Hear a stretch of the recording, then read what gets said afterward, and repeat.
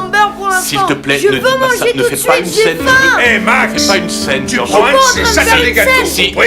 Tais-toi, grand-père. Max. Maman s'est précipitée pour intervenir, essayant de calmer ce conflit. Mais Max n'a pas réfléchi une seconde, il l'a violemment repoussé. Tout ce chaos vient du fait que Max souffre du syndrome d'Asperger. Aux urgences, sa cousine luttait entre la vie et la mort, mais lui restait totalement indifférent. Toute la famille avait le cœur serré, attendant anxieusement des nouvelles. Max faisait une crise, exigeant à tout prix que papa l'emmène manger des crêpes. De retour à la maison, papa a essayé d'avoir une discussion avec Max. Mais Max l'ignorait complètement, concentré uniquement sur son repas qu'il dévorait. Papa lui expliquait patiemment que quand la famille traverse des épreuves, il faut rester soudé. Il espérait que Max s'excuse pour ses paroles et actes cruels. Je n'ai rien fait de mal.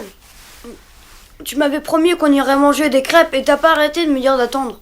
À cet instant, papa a douloureusement réalisé que son fils manquait d'empathie fondamentale. Il s'est juré de lui apprendre ce que signifie vraiment la famille.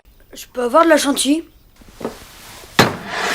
Le chaos quotidien à la maison poussait papa au bord de l'effondrement. Au travail, il a eu un violent conflit avec son patron. Quand il est rentré épuisé à la maison, sa femme lui a asséné un coup dur, Max avait perdu son appareil dentaire. En refaire un coûterait 700 $.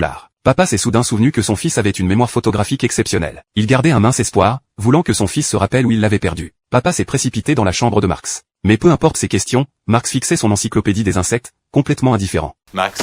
Papa, J'ai besoin que tu concentres ton attention. Max a répondu sans gêne qu'il l'avait déjà dit à maman. Pour lui, il suffisait d'en racheter un nouveau et tous les problèmes seraient résolus. Non, on peut pas, ça coûte 700 Va $, au Max, c'est très très cher.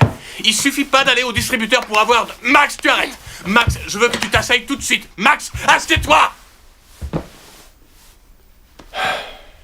est-ce que tu es fâché contre moi parce que je suis Asperger? Papa a essayé de lui expliquer patiemment les difficultés de la réalité. Mais Max n'écoutait pas du tout, il s'est retourné et est parti. Pour réunir l'argent de l'appareil dentaire, le lendemain papa a ravagé sa fierté pour s'excuser auprès de son patron. Non seulement ça n'a rien arrangé, mais il a été viré sur le champ.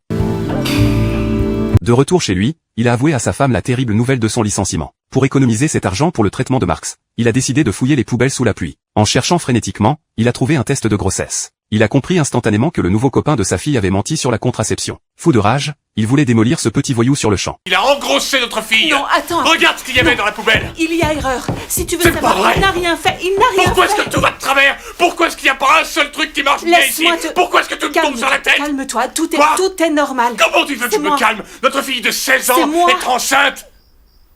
Quoi? Cette bonne nouvelle inattendue a soudain redonné espoir à ce père au bord de l'asphyxie.